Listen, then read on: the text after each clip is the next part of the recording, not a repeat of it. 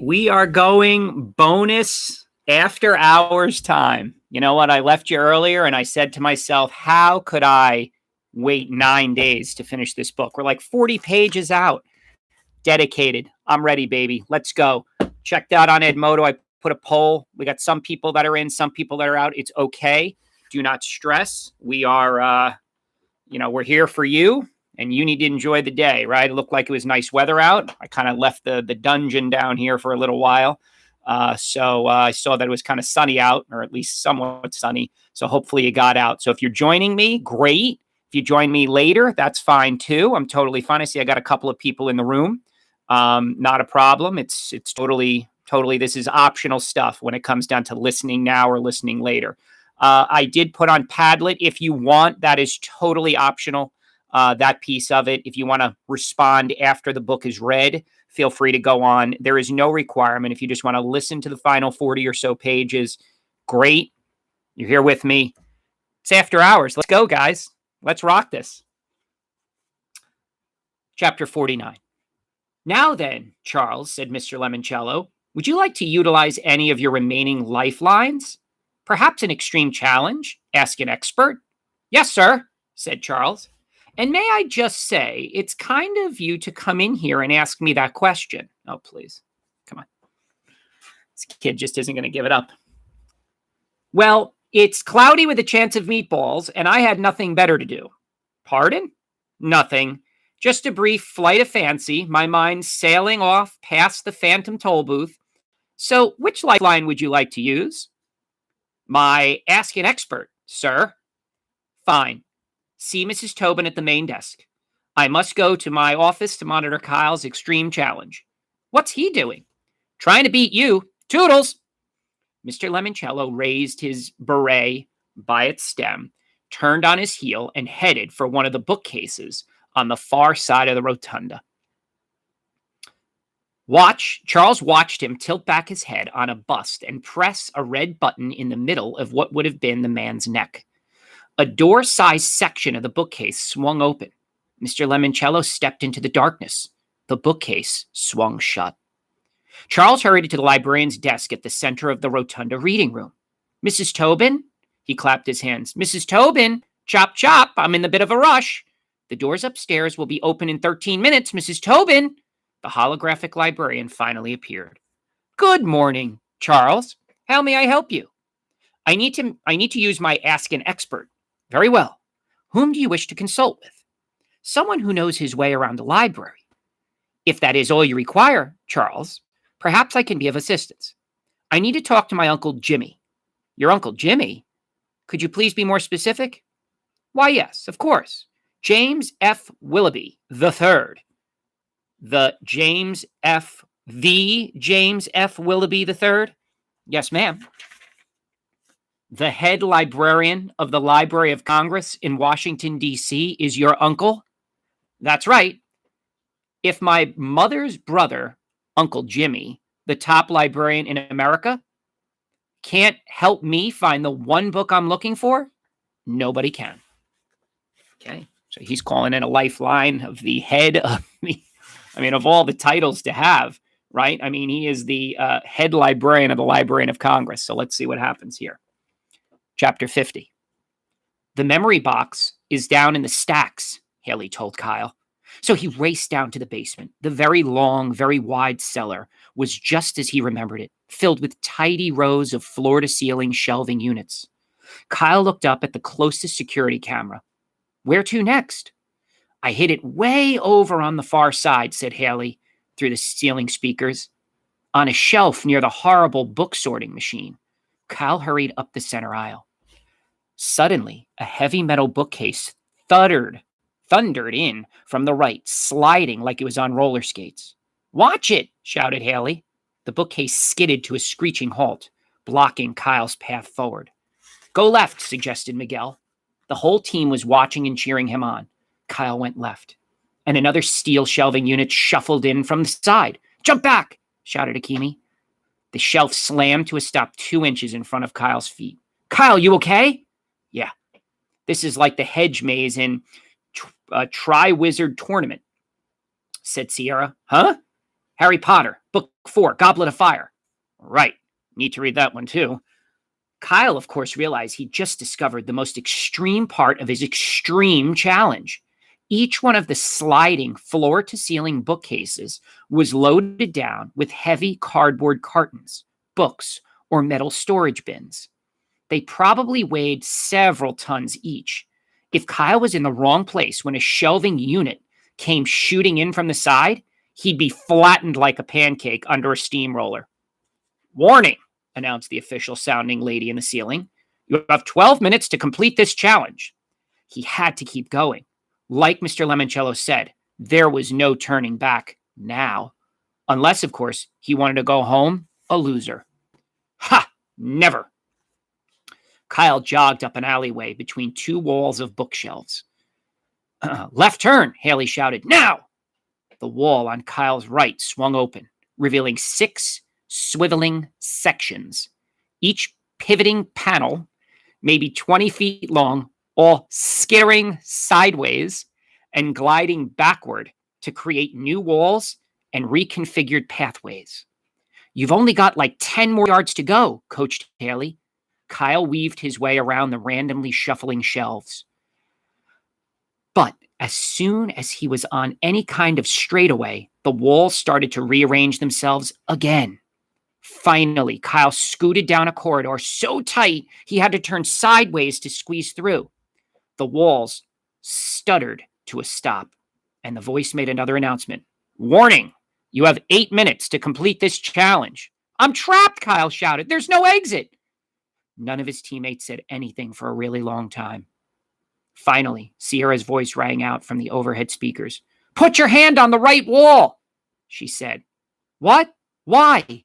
When I was little, I played a lot of maze games. If the walls are connected, all you have to do is keep one hand in contact with one wall at all times, and you'll eventually reach the exit or return to the entrance. Do it, Coach Takimi. It'll work, bro, added Miguel. So Kyle kept his right hand firmly planted on the right wall of shelves and started inching his way forward. Go, Kyle, cheered Haley. Hug that wall, hug that wall.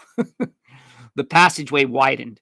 Kyle kept his hand glued to the right wall and went around corners, through switchbacks, until finally he stepped into an opening near the book return conveyor belt. You made it, shouted Haley. Woohoo! All the shelves streamed back into their orderly church pew positions. Good, said Kyle. Getting out should be easier than getting in. Where's the box, Haley? I put it on the shelf. Which one? That one. Warning, announced the calm female voice in the ceiling again. You have 3 minutes to complete this challenge. Kyle stared up near a nearby camera. Haley, what exactly am I looking for? A cardboard box in a drawer. Okay, there are like a billion of these. A billion of those. I flagged it with a piece of pink tissue. Kyle raced to a shelf. 2 minutes, announced the calm lady. This one? Said Kyle. Yes, look in the steel drawer. I thought you said it was a cardboard. It is. Open the lid. Not that lid, the other one. This one? No, the one under it. 1 minute. Hurry, Kyle. I'm hurrying. Flip it open. Kyle did as he was told. He flipped up the lid on a steel drawer and found a battered boot box. Every member of Kyle's team shouted the same thing. Grab it and run, added Akimi. Kyle did. He tucked the boot box under his arm and ran like he had never run before. He sprinted across the basement floor. He raced up the steps 2 at a time. When he hit the rotunda, his heart was pounding against his ribs. 30 seconds. He speed skated across the marble floor. It was so slippery that he lost his balance. He fell forward, dropped the box. It flew out of his hands, hit the slick floor, and slid like a hockey puck across the threshold into the community meeting room B. A buzzer sounded. Time is up, announced the calm voice. Yo, shouted Miguel. You made it, bro. And Kyle started breathing again. Chapter 51. Racing to the end here. This is great stuff. Having made his request, all Charles could do was wait. Apparently, said Mr. Lemoncello, when he came back into the rotunda, your Uncle Jimmy is a very, very busy man. Reminds me of a spider I once knew. But it is a Sunday morning, we all will attempt to track him down at home. Thank you, sir. I told Uncle Jimmy to stand by, that I might need him this weekend. And now, whoosh, he's as elusive as the wind in the willows. You'll have to discuss this with him the next time your family gets together for Thanksgiving dinner. Now, if you will excuse me, it is currently 9:58 a.m., almost time to reopen the Dewey Decimal Chambers. Mr. Lemoncello opened a filing cabinet and pulled out a megaphone. Is there some room you should be ready to run to? Isn't there some clue or book you need to go find? Just one, said Charles, and I need my Uncle Jimmy to tell me which one it is. Will you keep looking for him, please? Of course, Mr. Lemoncello pointed to a smudge on Charles's shirt. If you like, I will also have Al Capone do your shirts. It's another book. Al Capone does my shirts. For those of you that were interested in the Alcatraz unit, that could be a good book next week maybe to check out. I think there's 3 books in that series. Al Capone Does My Shirts is the first book. So if you're really into that Alcatraz nonfiction unit we did, check that one out. It's a mystery. All Charles could do was nod, smile, and wonder when Al Capone had opened a laundry. Chapter 52. Everyone, please pay very close attention, cried Mr. Lemoncello through a squealing, screeching megaphone. The Dewey Decimal doors are now open, and, unlike Tuck, this game will not be everlasting. That's another great book, Tuck Everlasting. Now, very intriguing, my very first class that year, and Leo, I know you're watching, so your brother Jeff loved Tuck Everlasting. So that's a good one for my class to also check out. If you get a chance, Tuck Everlasting, phenomenal story. Therefore, it is time to race upstairs like the rats of Nim. Kyle and his teammates heard Mr. Lemoncello's announcement, but stayed inside Community Meeting Room B so they could examine the dusty old boot box. It's from when Mr. Lemoncello was our age, said Haley. Here, I'm pretty sure this is what we need. She handed Kyle a large manila envelope sealed up with tons of tape. First and worst idea ever had been scribbled on the front. Awesome, said Kyle as he started undoing the tape. The clue said his first idea might be our best solution. Inside the envelope were a stack of cards, a bunch of rubber stamps, ink pad, and a sheet of 3-ring binder paper filled with a 5th grader's sloppy handwriting. Kyle read out loud what the young Luigi Lemoncello had written. Presenting first letters, the amazingly incredible secret code game. Haley held up some of the cards. Each one showed a cartoony drawing and a single letter. Apple equaled A, B, like Z, equaled B, carrot equaled C, and so on. Kyle continued reading. Want to send your friend a secret message to meet you after school? Just use your super secret rubber stamps. Miguel examined a couple of the wood-handled stamps. The stamps matched the cards. So, how exactly do you use this junk to tell your friends to meet you after school? Asked Akimi. This is so bad, said Kyle. Moon, elephant, tiger, moon, elephant, apple, flamingo. Akimi held up her hand. Okay, stop it. I get it. Maybe it was for little kids, said Sierra. Definitely, said Kyle, because anybody over the age of 6 could crack this code in like 10 seconds. And then he froze. This is it. He went to the wall with the list of library cards. What would happen if we played first letters with these book titles? Let's go. Books and authors on the backs of library cards. So there's all of these books that are listed once again. Okay. All the various books are listed that we've read before that each person happened to have on their library card. So then at the end of all of that, on both pages, if you guys want to kind of pause it, you can look at it later. Okay. It says, okay, said Miguel, moving to a clean space on the wall. Here are the first letters of all the titles. INONSETHTTATOUTAASAW question mark IT. It still makes no sense. Wait a second, said Sierra. If the title starts with an article, drop that word and use the letter from the second word. Oh, like a, and the are the articles, for those of you that are wondering what they meant by that. So now we drop it and it says INONSETHEOUTWASAW question mark in. Okay, said Akimi. It's making some sense. She went to the board and broke Miguel's string of letters into words. I, non, set, he, way, out, was, W question mark IN. Hang on, said Kyle. It could be in, on, see, the, way, out, was, W question mark in. What's in, on, see? said Akimi. Wait, look, said Miguel. The books on the second and third library cards actually start with numbers. Kyle grabbed the marker. Ooh. In 1968, the way out was W question mark in. Hang on, said Haley. You know all those question marks in the trivia contest Friday? I did so badly. I Googled a bunch of them later that night. They were all from 1968. You guys, said Sierra, I did some research too. Mr. Lemoncello was born in 1956. That means he turned 12 in 1968. Okay, said Akimi. Is this something besides a fun fact to know and tell? You bet it is, said Kyle. 1968 is key, and we don't need Charles's library card to finish this phrase. He went to the whiteboard.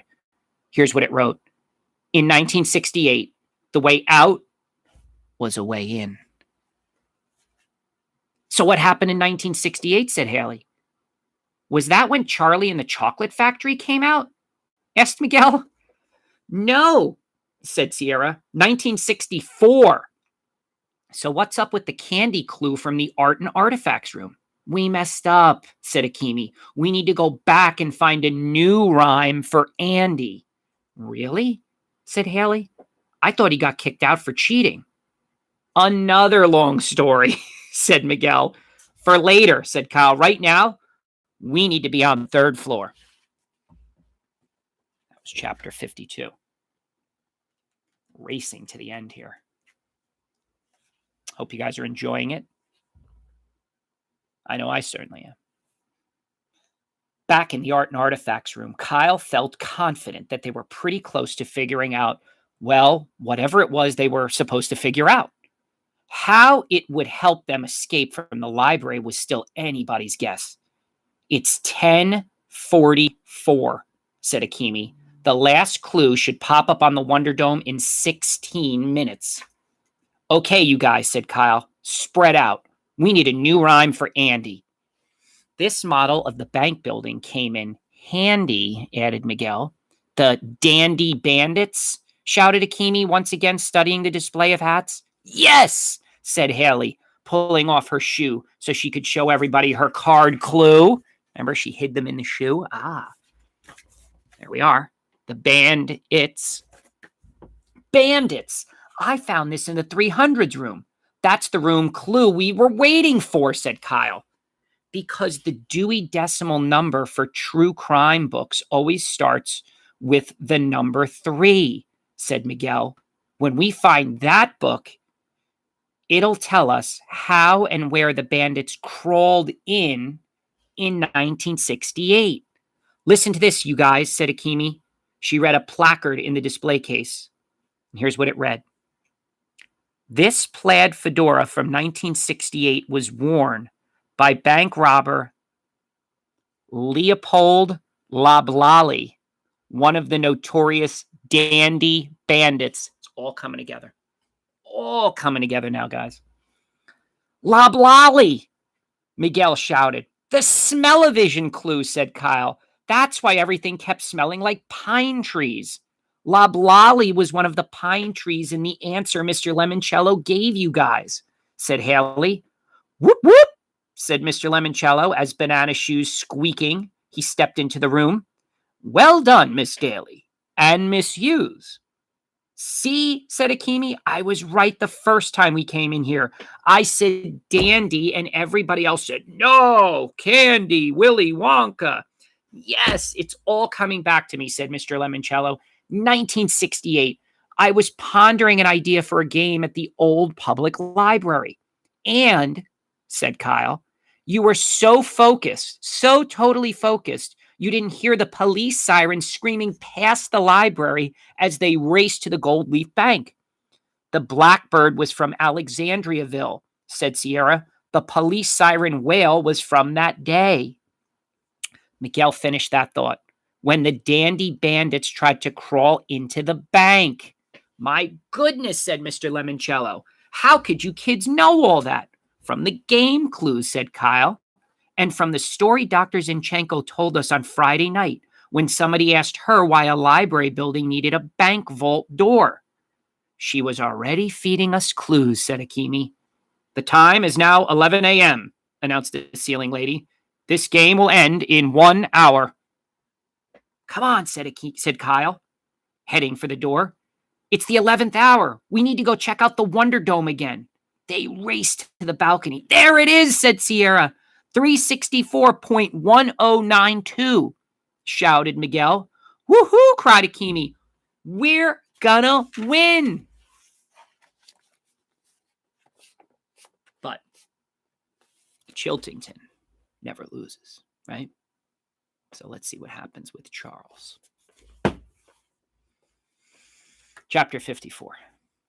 On the first floor, Charles was at long last video chatting with his uncle, James Willoughby III, the Library of Congress, the Librarian of Congress, I should say, who had finally shown up for the Ask an Expert call.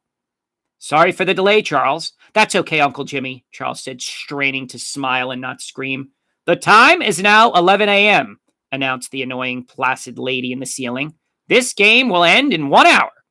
Charles had to hustle. Sir, I know you're a very important, very busy man, so I just have one quick question. If you were a book on true crimes in the state of Ohio, where would you shelve me? Library of Congress classification? No, sir. Dewey Decimal. Ah, easy. 364.1. What comes after the 1 will depend, of course, on how many books a library... Charles didn't stick around to hear the rest of his uncle's answer. They're now racing for the same book. Right? They know now what book, the one book that's going to determine the winner.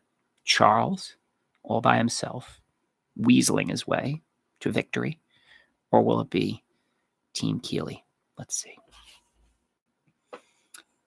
Charles didn't stick around to hear the rest of his uncle's answer. He took off running for the closest spiral staircase up to the second floor. As he ascended the steps, 2 at a time, he saw Kyle Keeley and his entire entourage running down a staircase from the 3rd floor. Charles reached the 2nd floor balcony first. He darted around the bend, past the door of the 500s room, the 400s. Keeley and his crew were coming from the opposite direction, but Charles reached the door to the 300s room before them. He swiped his library card, yanked on the handle, and dashed into the room. He scanned the shelves and headed to his right. He heard Keeley enter the room. Glancing over his shoulder, Charles saw Keeley go left.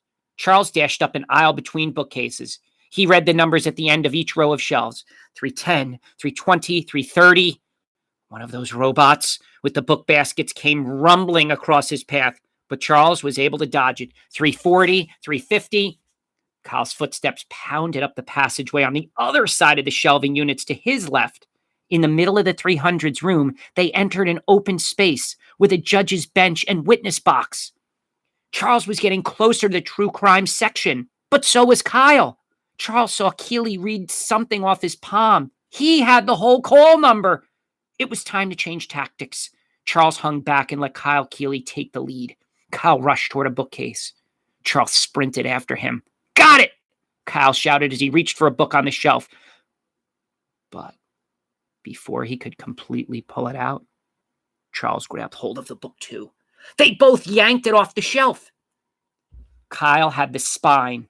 Charles had hold of the top. They tugged it back and forth. While they wrestled with the book, Kyle's teammates caught up to them. "Careful, Kyle," cried Sierra Russell. "Don't hurt the book." Charles grinned. Keeley, the sentimental sap, was listening to the silly, bookish girl and easing up his grip, giving Charles his chance. He body-checked Keeley, slammed him with his shoulder, sent him flying, the book tumbling. Charles snatched it off the floor. He had the book. He quickly flipped through the table of contents, saw Chapter 11 was about a robbery at the Gold Leaf Bank in Alexandriaville. He knew he'd won the game. Charles used his free hand to slap the L on his forehead. "Loser," he sneered at Keeley. A tiger roared, a whistle blew, and Mr. Lemoncello entered the room, accompanied by Clarence, Clement, and what looked like a rare Bengal tiger. "Mr. Chiltington?" Charles smiled. He knew Mr. Lemoncello was about to congratulate him for defying the odds and winning the game. He had single-handedly defeated Kyle Keeley's entire team. "Yes, sir, Mr. Lemoncello." Stand this kid. "Do you remember Dr. Zinchenko's #1 rule?"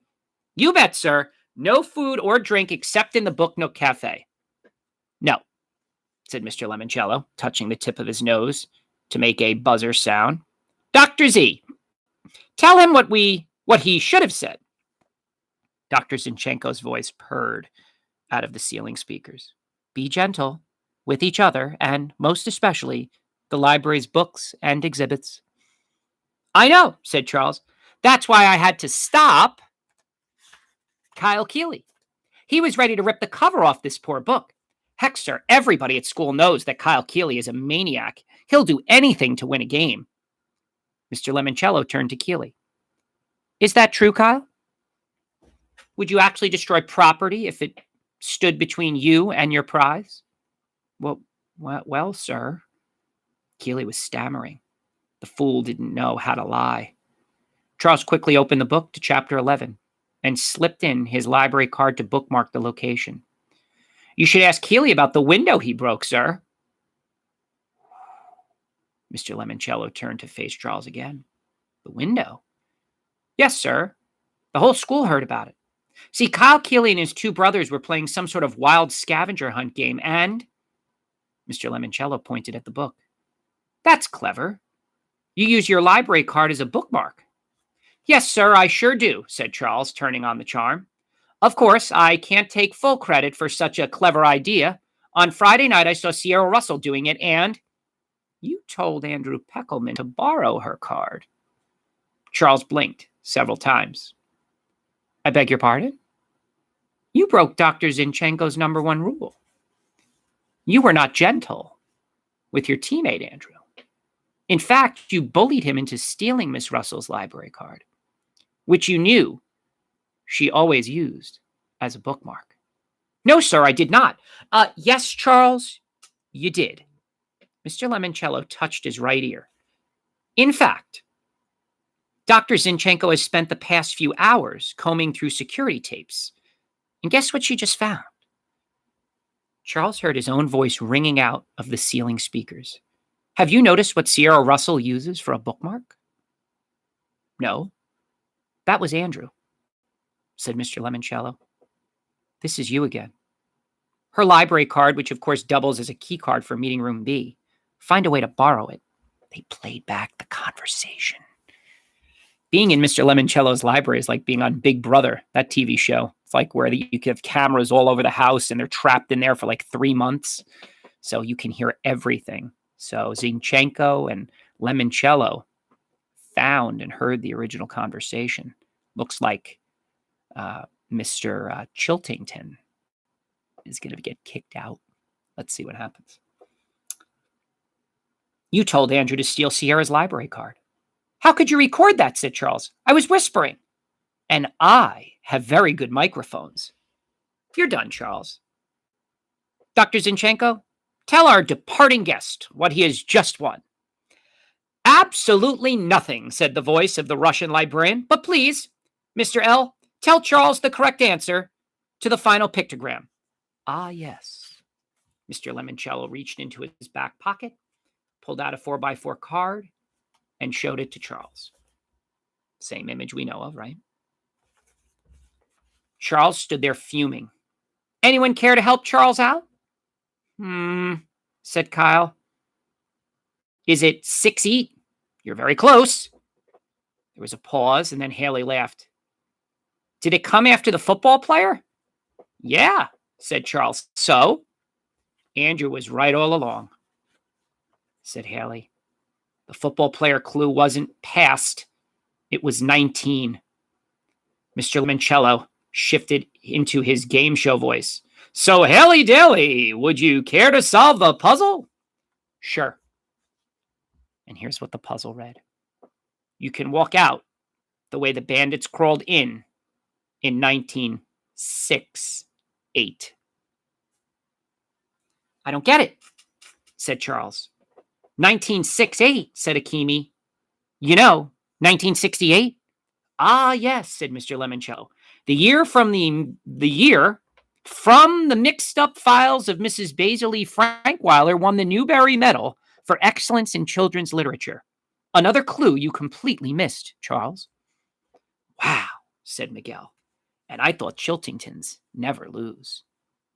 There's a first time for everything, said Mr. Lemoncello. Clarence, Clement, kindly escort young Mr. Chiltington from the building. Bye-bye, said Akimi. There goes this game's biggest loser. Okay, we only have about another 13 pages to go. I'm just going to take a quick little sip here. My drink, not a sponsor, right? Not up on the wall. Just had to get it in, right? It's a video. Okay. Here we go.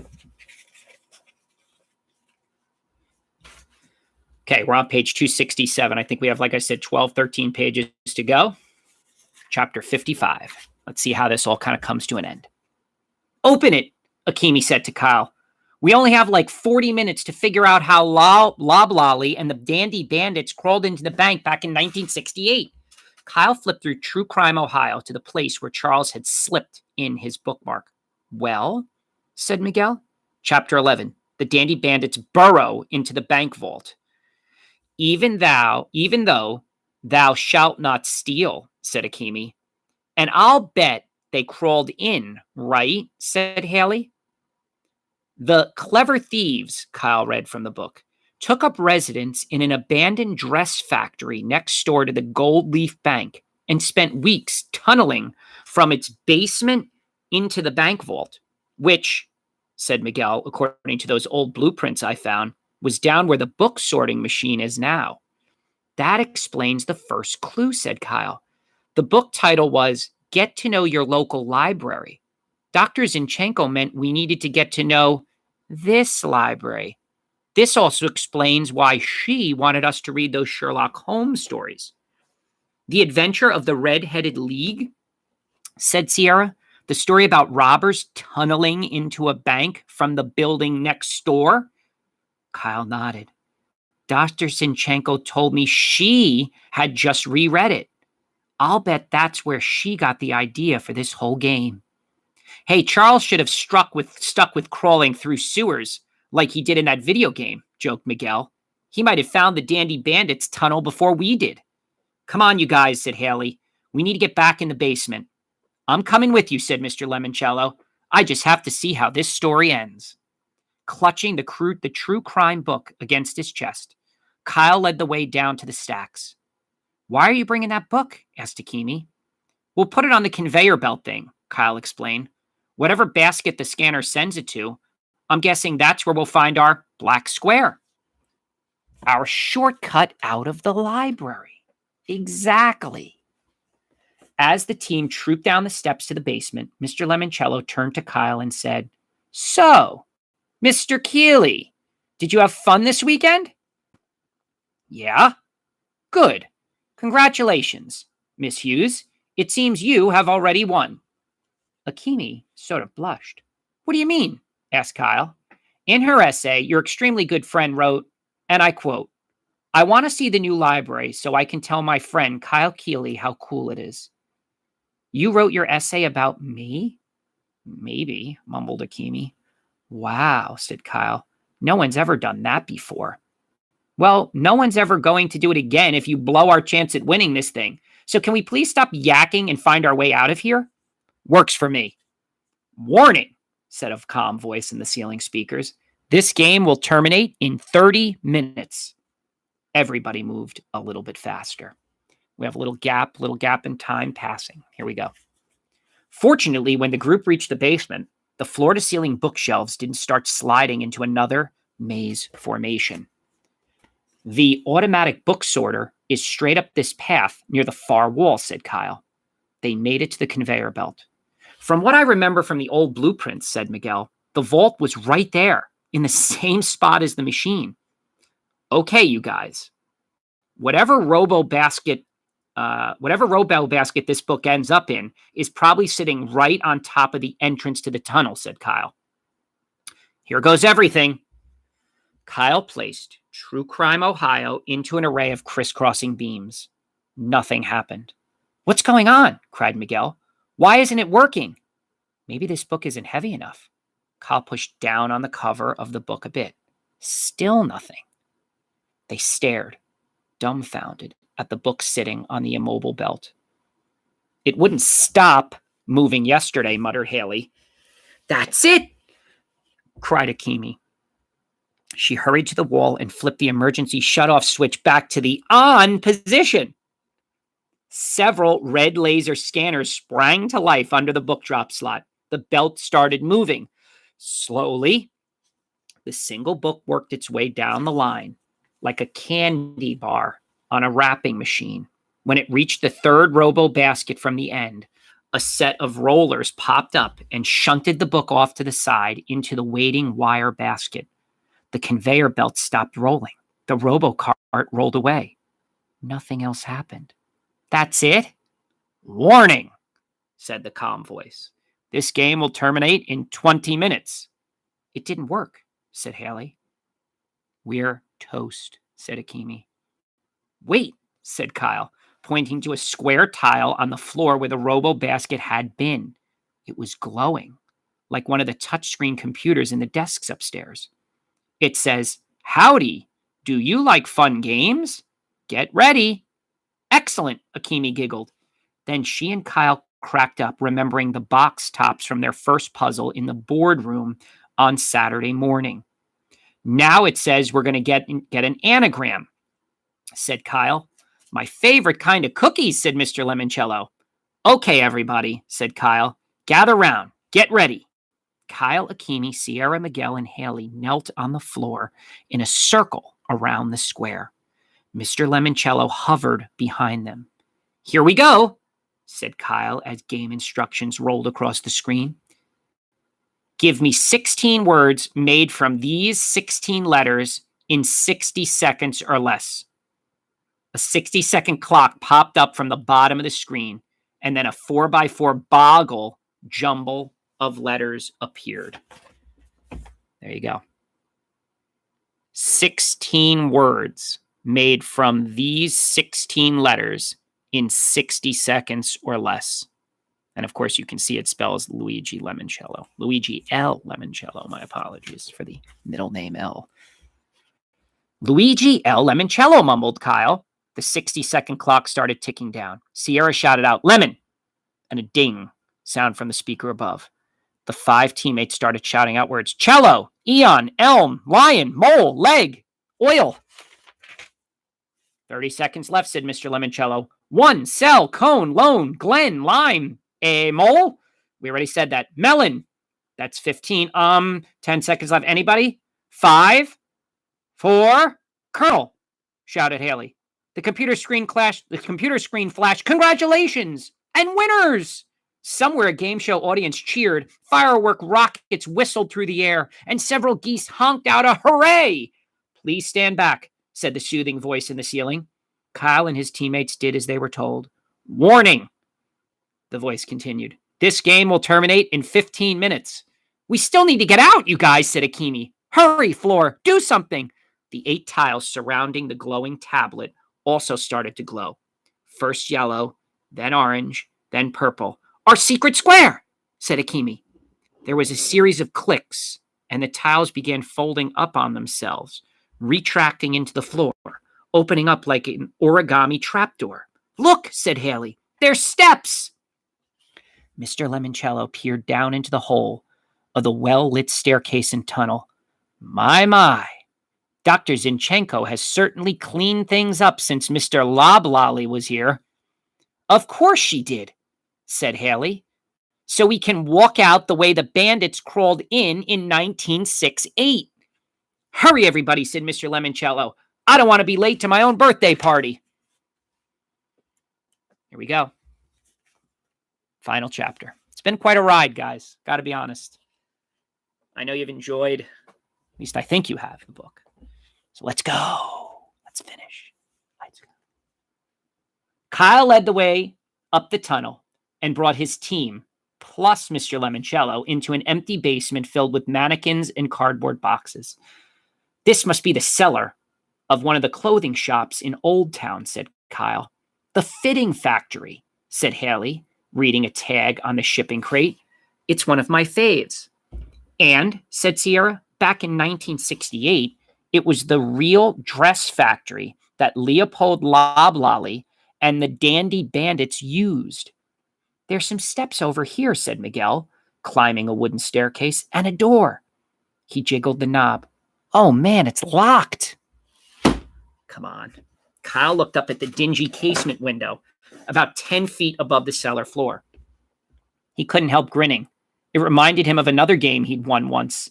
This time, he'd just have to reverse things a little. Help me drag over a couple of cartons, Kyle said to Miguel. We can stack them on top of each other underneath this window. After they built a step unit out of boxes, Kyle climbed up and examined the window latch. Great, he said. Don't tell me, said Akimi. Another game? Yup. There's a combination lock, the kind with 4 wheels of random numbers. Warning, said the voice. What? Said Akimi. Dr. Zinchenko put a loudspeaker in this basement too? This game will terminate in 4 minutes. Yo, open the lock, Kyle, said Miguel. Hang on, it's some kind of word game. Is there a clue? Asked Haley. Of course. Kyle read the tiny slip of paper taped to the glass. Once you learn how to do this, you will be forever free. Everyone started laughing.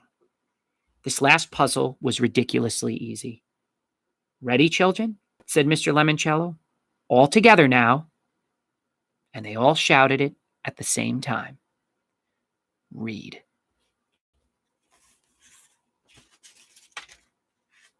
Kyle thumbed the wheels to spell R-E-A-D. The lock clicked, the window opened, and this time he didn't need to shatter any glass to win the game. A little time passing here. Kyle and Mr. Lemoncello stood on top of the highest box and helped the others up and out of the basement. When Haley crawled through the window frame, someone in the crowd that had gathered around the library for the game's big finale saw her and started screaming, Look, it's Haley Daly. She's the first one out. She won with just 2 minutes to go. Nuh-uh, Kyle heard Haley shout in her perky cheerleader voice. I'm just one member of a super amazing team. We're all winners. Woohoo! When Akimi climbed through the window, the crowd chanted her name. How did you people know my name? Kyle heard her say. Dad, did you tell them? Sierra Russell was set to crawl out next. Mr. Lemoncello? Yes, Sierra. What time is the library open tomorrow? For you, Sierra, 9 a.m. Smiling, she stepped into their hands and climbed out the window. Cal felt bad when Sierra stood up on the sidewalk. Who was out there to cheer for her? But then he heard Haley shout, Hey, guys! Hey, you guys! You got to meet our amazing friend, Sierra Russell. She's so smart. She could tell you who wrote the phone book. The crowd went crazy. Sierra, Sierra, Sierra. Okay, said Kyle. You're next, Miguel. And Miguel, said Mr. Lemoncello, if your summer schedule permits, I'd love for you to head up my team of Lemoncello library aides. Thank you, sir. It'd be an honor. And please invite Mr. Peckelman to join you. But Andrew thinks this library is stupid. All the more reason for him to spend time getting to know us a little better. Now off you go. They gave Miguel a boost up and out the window. The chanting outside grew even louder. Miguel, Miguel, Miguel. You guys, Miguel shouted, this library is like a good book. You just gotta check it out. The crowd laughed. Kyle groaned. You're next, Mr. Keeley, said Mr. Lemoncello. Okay. Can I ask one last question? Certainly. And I hope it won't be the last. Are you really going to put us all in your television commercials? Oh, yes. You'll be quite famous. Cool. Indeed. Who knew spending time in your local library could be such a rewarding experience? Kyle smiled. You did, Mr. Lemoncello. And now you do too. Kyle put his foot in Mr. Lemoncello's hands and grabbed hold of the window frame. See you at the birthday party, sir. Oh, yes. And you know what, Kyle? What? There might be balloons.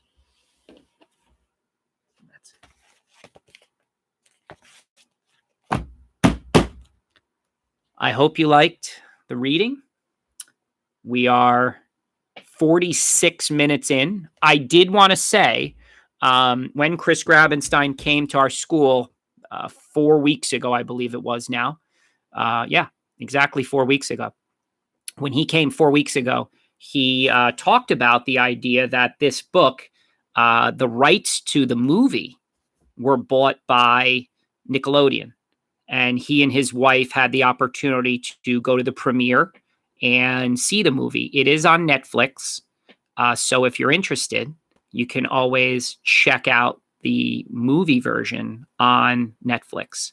I didn't ever want to say that while we were reading this because I felt like some of you might have watched it and then missed the ending or try to predict things. So I have no idea what it's about. I'm going to watch it probably with my own kids. We've been sort of reading this book at home as well. So we'll probably watch it and check it out. So I hope you liked it.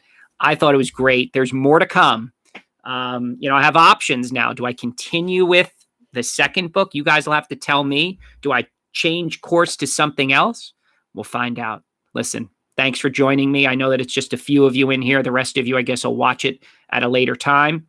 But thanks for joining me, whoever did today, and wish you all a great spring break. It was a pleasure doing a little after hours with you. And hey, it was worth it. All right, guys, we'll chat soon. Thanks for making my day, as always.